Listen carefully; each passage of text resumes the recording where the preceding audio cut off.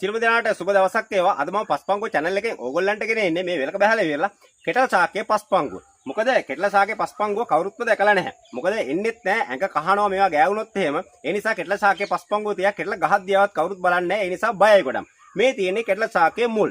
මේ මොනවද තියෙන්නේ? මේ තියෙන්නේ කෙටල් ශාකයේ මුල්. මේ තියෙන්නේ කෙටල් ශාකයේ මුල්. මේ තියෙන්නේ කෙටල් ශාකයේ කඳ. මේ තියෙන්නේ කෙටල් ශාකයේ කඳ. මේ තියෙන්නේ කෙටල් ශාකයේ කඳ. මේ තියෙන්නේ කෙටල් ශාකයේ පත්‍ර. මේ තියෙන්නේ කෙටල ශාකයේ පත්‍ර. මුල් කඳ පත්‍ර දැකලා තිබ්බට කවුරුත් නේ කෙටල ශාකයේ මල් දැකලා නැහැ. කෙටල ශාකයේ පඳුරක් මුලින් තමයි මල් හටගන්නේ. මේ තියෙන්නේ කෙටල ශාකයේ මල්. මේ තියෙන්නේ මොනවද? කෙටල ශාකයේ මල් තමයි මේ තියෙන්නේ. මේ තියෙන්නේ කෙටල ශාකයේ මල්. මේ තියෙන්නේ කෙටල ශාකයේ මල් තමයි මේ තියෙන්නේ. මේන් කෙටල ශාකයේ මල් තියෙනවා. ඊට පස්සේ කෙටල ශාකයේ ගෙඩි බලමු. මල පර වුණාම තමයි කෙටල ශාකයේ ගෙඩි හටගන්නේ. මේ තියෙන්නේ මේකෙත් මේ තියෙන ගෙඩියක් මේ ඇවිල්ලා තියෙන්නේ. මේ තියෙන්නේ කෙටල ශාකයේ ගෙඩි.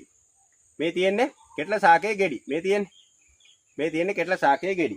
මේ තමයි කෙටල ශාකයේ පස්පංගුව. මේ තියෙන්නේ කෙටල ශාකයේ පස්පංගුව. මගේ අතේ තියෙන්නේ කෙටල ශාකයේ පස්පංගුව.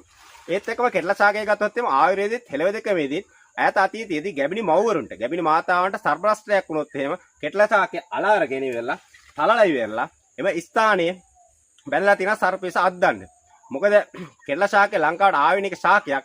මොකද කුණුක සසානයක ද්‍රව්‍ය ගහන නිසා දැන් ගොඩාක්ම වඳ වෙලා තියෙන්නේ. අනික බත්කූරන්ගේ වාසස්ථාන වෙලා තියෙන්නේ කෙටල ශාකයේ තියෙන තැන් වල තමයි බත්කූර ගොඩාක්ම බෝ වෙන්නේ. දැන් බත්කූරත් වඳ වීගෙන යනවා. මොකද කෙටල ශාකයත් වඳ වීගෙන යන නිසා. මොකද අපි ගෙදර ලස්සනට හරි අනාගත පරිපූර්ණ දකින්න කෙටල ශාකය අපි හිටව ගමු. මගේ channel එක subscribe කරන්න. මගේ channel එකේ නම පස්පංගුව. මොකක්ද නම? channel එකේ නම පස්පංගුව. ජය වේවා සියලුම දෙනාට සුබ දවසක් සුනියන් දියත වහන්සේ පිහිටයි.